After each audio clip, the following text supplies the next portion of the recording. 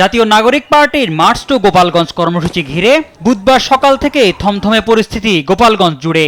সকালে সমাবেশ স্থলে মঞ্চ ভাঙচুর ও হামলা করে নিষিদ্ধ ছাত্রলীগ এবং আওয়ামী লীগের অঙ্গ সংগঠনের নেতাকর্মীরা।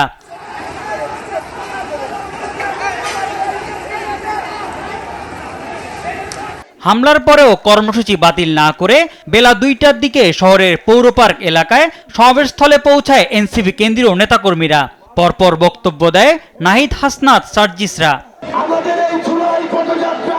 কিন্তু সমাবেশ শেষ হতে পুনরায় হামলা শুরু করে নিষিদ্ধ সংগঠন ছাত্রলীগ। পুলিশ সেনাবাহিনীর সাথে শুরু হয় সংঘর্ষ, গুলিবর্ষণ।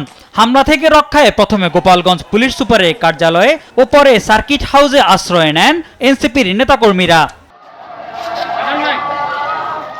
এ সময় পুলিশ ও সেনাবাহিনীর সঙ্গে আওয়ামী লীগ ও ছাত্রলীগের দফায় দফায় সংঘর্ষে গোপালগঞ্জ রূপ নেয় রণক্ষেত্রে।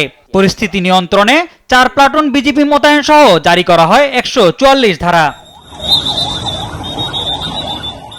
তবুও থামানো যায়নি সংঘর্ষ। এ সময় বিভিন্ন সরকারি ও বেসরকারি স্থাপনায় হামলা চালায় আওয়ামী সমর্থকরা। যৌথ বাহিনীর সঙ্গে সংঘর্ষ ও ধাওয়া পাল্টা ধাওয়ায় সাংবাদিক সহ বেশ কয়েকজন আহত হন। ভাঙচুর করা হয় সাংবাদিকদের গাড়িও।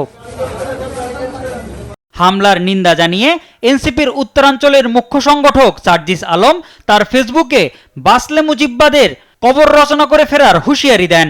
এদিকে গণমাধ্যমের সঙ্গে এক ফোনালাপে হামলার সময় আইনশৃঙ্খলা রক্ষাকারী বাহিনীর সদস্যরা নির্লিপ্ত ছিল বলে অভিযোগ করেন দলটির সদস্য সচিব আক্তার হোসেন।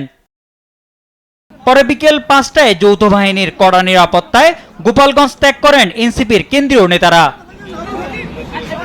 মোহাম্মদ সাকিব, দেশ টিভি।